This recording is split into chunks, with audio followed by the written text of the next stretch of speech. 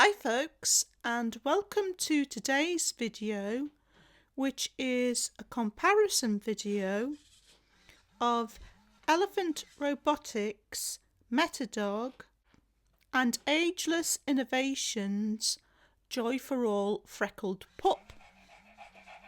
So this is MetaDog on the right and this is Joy for All Pup on the left. The Joy for All Pup is available at Amazon for $140, and if after watching this video you decide to purchase one of these, I would be much obliged if you use the link in the description below to Amazon, as it helps the channel. MetaDog is not yet available for sale. He's going to be launched on Kickstarter, I believe at the end of this month. As soon as he's launched on Kickstarter, I will put a link in the description below. But he's not available yet, and I don't know how much he is going to be. So both of these dogs are aimed at adults as a companion robotic dog, mainly aimed at seniors, but I think they're nice for anyone who is looking for something that can be an alternative to a real dog to some degree. Obviously, there's nothing at the moment that's an alternative to a real dog, but I think these two can fill... look at that, they look at each other. That's funny. But I do think that these two can fill a gap to some degree and create a presence to some degree for people who are not in the position to be able to have a real dog. So what I'm going to do first is a physical comparison of the two dogs, and then after that I'll compare their functionality and their electronics and sensors. So we'll look at physical similarities first. So the dogs are roughly the same size. They can both lie down. And the Joy for All can also be made to sit. That's Charlie's sitting position. Neither of these dogs can learn a name, but I've named my freckled pup Charlie, and my MetaDog I've named Jack. I've got Charlie this collar. Charlie is fab. So I need to get a similar collar for Jack. I would say that whilst Charlie can lie down, I would say his natural position is sitting. I think he looks more natural when he's sitting. I always have him sitting when he's guarding the hallway, as that's where he lives most of the time.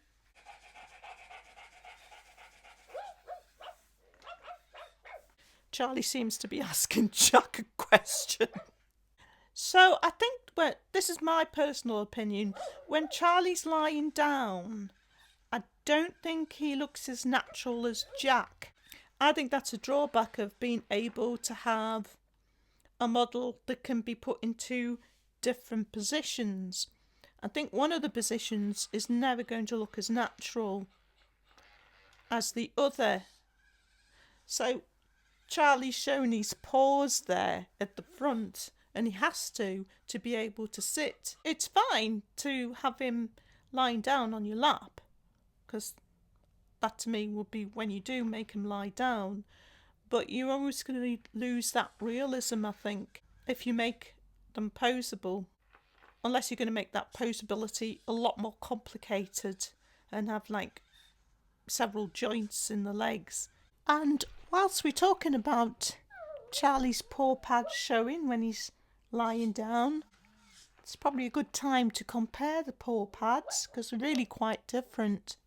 So Charlie's paw pads are hard plastic and Jack's paw pads are soft silicone, so they're a lot more tactile. So we'll look at the dogs from the side now and we'll look at their proportions. And I think in this respect, the MetaDog is again more realistic proportionally, and the way his legs lie and his back legs lie and the back of the dog. When you look at Charlie, his head is proportionately big for the body. His head is almost as big as his body, and then his back legs just don't quite look correct. And his back legs, when he's lying down, his back feet are almost touching the top of his front leg. So the reason why he's like that is so that he can be posed to lie down and to sit. So I think they've sacrificed some realism there. Again, I think when Charlie's sitting, he looks more natural because you can see more of his chest. His head doesn't appear to be as disproportionate. However, I'd still say he's not as realistic as Jack, because even when he's sitting, there's things that are not quite right. His chest here kind of, it sticks out like a ball. And again, I think that's to do with allowing him to be poseable, whilst at the same time not making that posability too expensive to create, like with joints as you would get with a very expensive artist made model. And then if we look at the dogs' heads and faces, again I think that the Elephant Robotics MetaDog has a more realistic face and features than the Joy for All.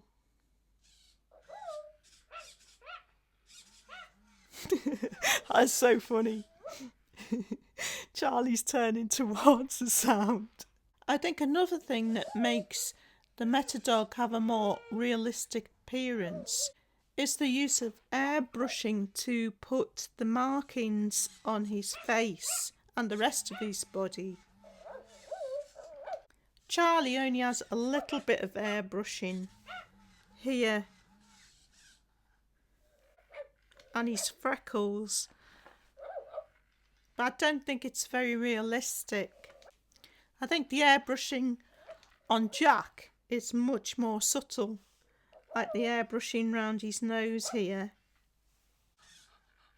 and round his bottom jaw, the markings on his face, even down to these really subtle little tints of pink on the inside of the ear.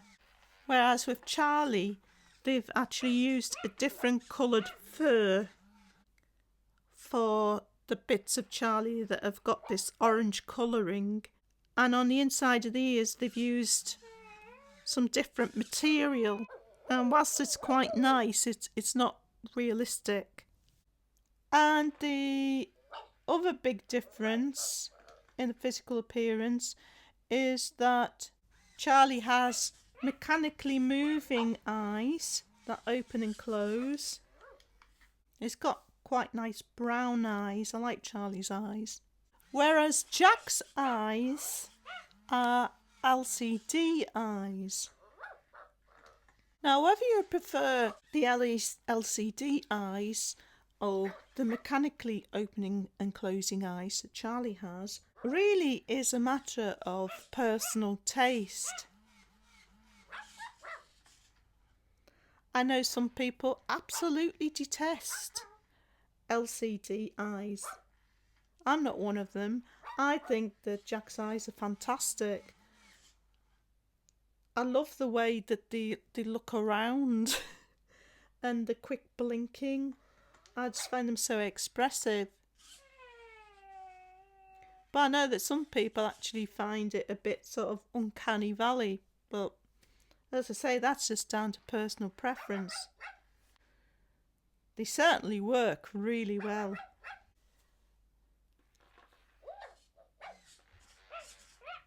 Oh, that was cute. I love these two together. I really do. And the final physical difference I want to mention before I go on to compare the movement in the two dogs is how you access the battery box in the case of Charlie and the charging port in the case of Jack. So Charlie has got Velcro,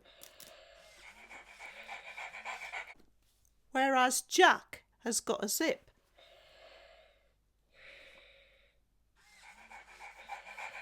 So there's Jack's charging port there, because Jack has a built-in rechargeable battery, which is very high capacity. He can go a long time in between charges.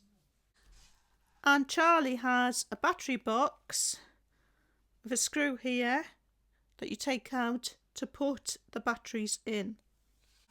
I think this is a big advantage in Jack. I think it's about time that Ageless Innovations started making their dogs with a rechargeable battery, because this takes C-cells and they are not cheap, and you've got to keep replacing them. Also, the opening is really quite small, and that is, I'm sure anybody who has one of these dogs will agree, that is so awkward to get the batteries out and put them back in.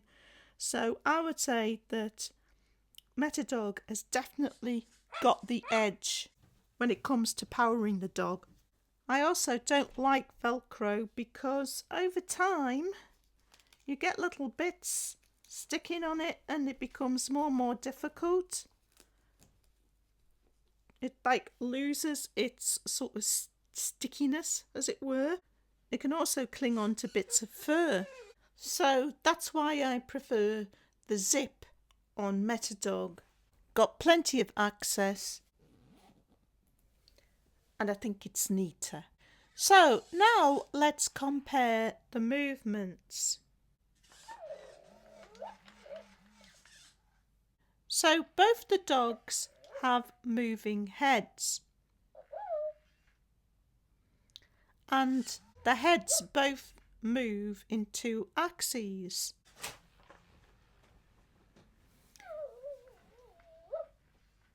Charlie also has an opening and closing mouth and mechanically opening and closing eyes. And I think the movement on Charlie is his strong point.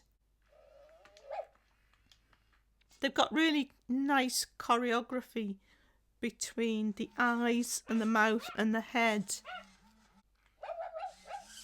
Whereas with Jack, the only movement is in his head. He doesn't have mechanically moving eyes and he doesn't have a mechanically moving mouth. So he's got an open mouth and he's got, well, I didn't mention before, this wonderful silicone tongue, but his mouth doesn't move. Charlie also has a tongue, but his tongue is hard plastic. Still quite detailed though.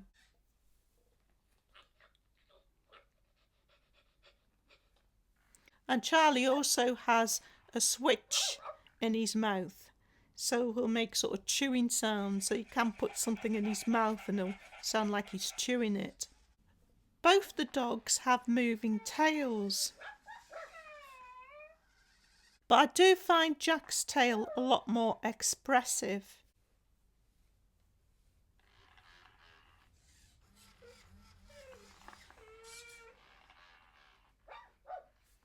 So as you can see, Jack's tail moves at different speeds. It's got more variation in its movement than Charlie's.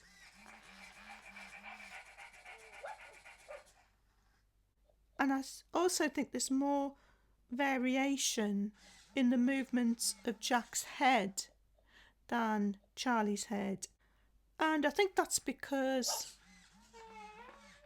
Jack uses servo motors for his head and his tail, whereas Charlie is using linkages and cams, all driven from one main motor to move multiple parts. It's like mechanical programming, whereas Jack's is software programming, so there's more variation in the movement of Jack's moving parts. So for the final part of this video, I'll compare the dog's sensors and their functionality. So I've already mentioned that Charlie's got a switch in his mouth. Both dogs have got a touch sensor on the top of their heads.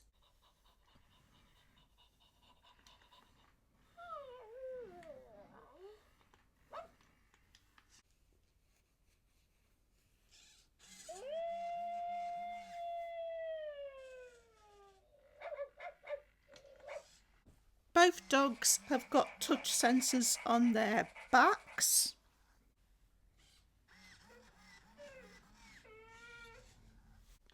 So when you stroke Jack's back, he makes that little sound and he wags his tail.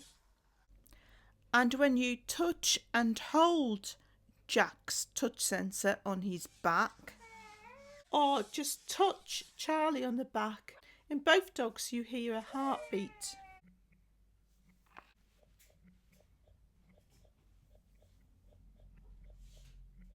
The heartbeat is a lot louder in Charlie, but you can feel the heartbeat in both of the dogs.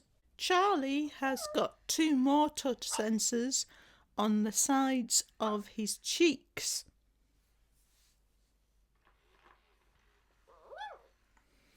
And as you can see, he'll turn towards the side that you touch.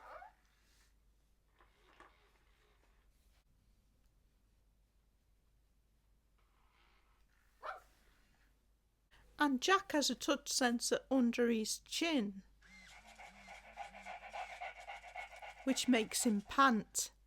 Charlie has got an extra sensor that Jack doesn't have, and that's a light sensor. I'm not sure exactly where the light sensor is on Charlie, but if you walk past him and a shadow sort of like cast over him and he's on standby, he'll give a little yap, because when Charlie goes on standby he stops moving, but he will give a little yap when the light sensor is triggered. Both dogs have a 3-position switch with a mute option, so let's put them both on mute and see what they're like together. That's Charlie's, and this is Jack's. This is quite interesting for me because I've never actually tried them side by side, both on mute.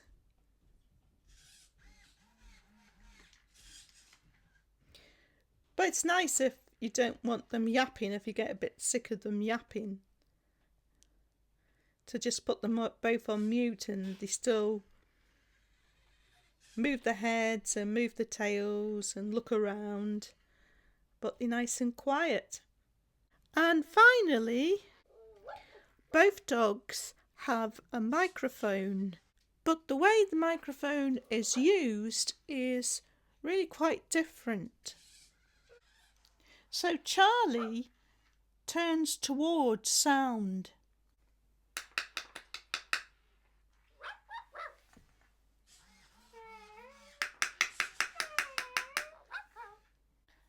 Charlie also responds when you talk, as he's just done there. Hello, Charlie. I find that really cute. And with Jack, you can use his microphone to give him voice commands. So you get him to listen by saying, MetaDog. And he gets that little sign in his eyes to show that he's listening, and then you can give him a command. So I've got a bit of video footage that I'll show you now, showing some of the commands that you can give Jack that he responds to. Give me 5.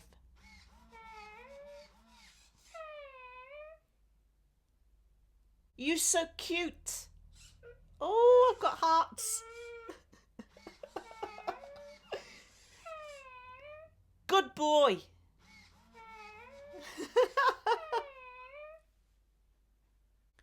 Love you. Look up.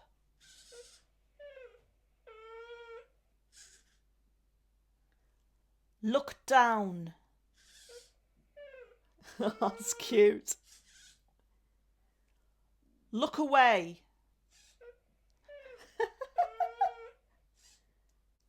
MetaDog. Close your eyes.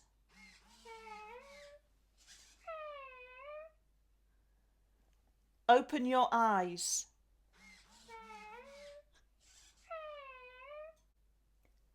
Go to sleep. There was one thing I forgot to mention when I was talking about when I was giving a physical description of the dogs. Charlie, under his fur, is hard plastic, whereas Jack is really, really cuddly. He's all sort of soft stuffing under his plush. So that's one of the positive points about Jack. He's much more cuddly. So, Paul, what do you think about these two dogs? I think it was an interesting comparison. The two very different ways of making realistic companion dogs. You've got the Joy for All one, which is more developed along the toy line, and you've got the... Oh, in terms of... its internal, the way it functions with the motors and the cams yes, and the cogs and things like that. And it's not quite as realistic looking either as MetaDog. And then you've got the MetaDog, which is developed more along the model servo and computer programming line, more sort of electronic, I would say. And the results are both good. Decrease me when they turn to watch each other. There are some things I would like to see in MetaDog, if it was possible, though, that Charlie has. And one of them, I think, one of the main things is a moving mouth. I think it adds so much, but I know it's difficult to implement it without the cost going through the roof. It's not just that, Paul.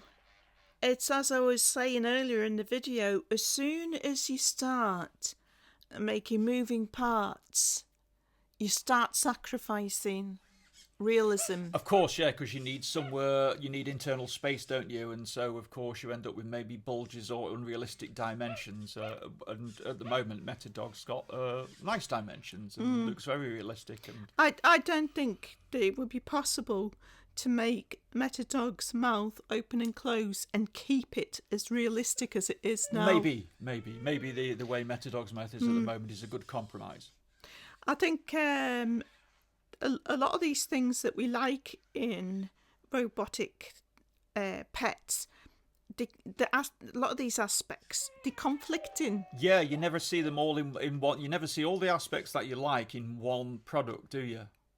I mean, you could get something right that looks ultra realistic. Yeah. And that has loads of moving parts. Yep. But it's still really authentic.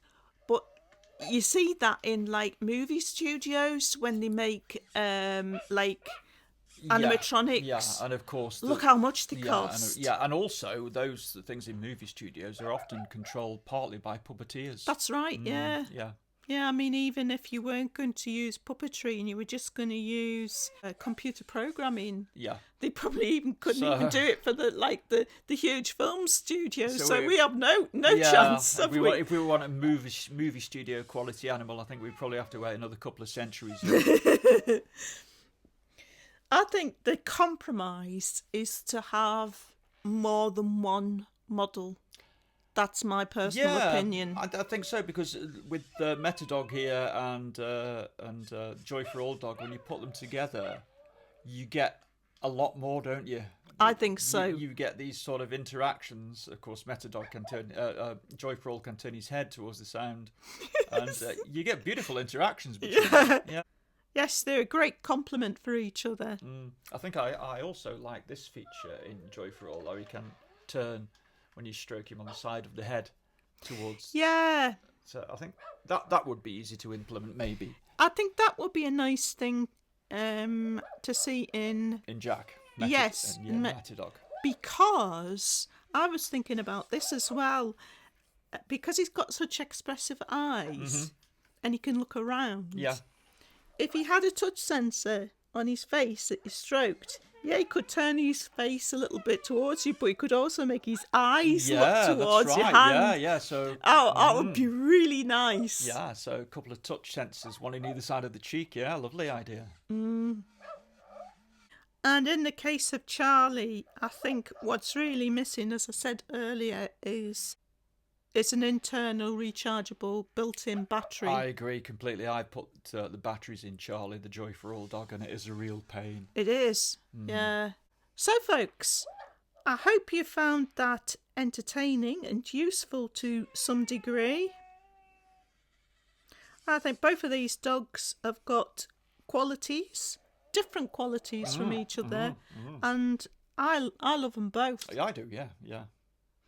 I will do a video in the future where I look at some more alternatives to a dog, like I did a video on quite a few different models as an alternative to a real cat. Yeah. And I'm thinking of including, as well as these, obviously the Ibos. Yeah. And Moji. I like Moji. Yeah. No, the Ibos were actually a big help to us when we lost a real dog, weren't they? Yeah, they were. Yeah. So, folks, that'll be coming soon. But that's it for this video. Thanks for watching as always, and I hope to see you next time.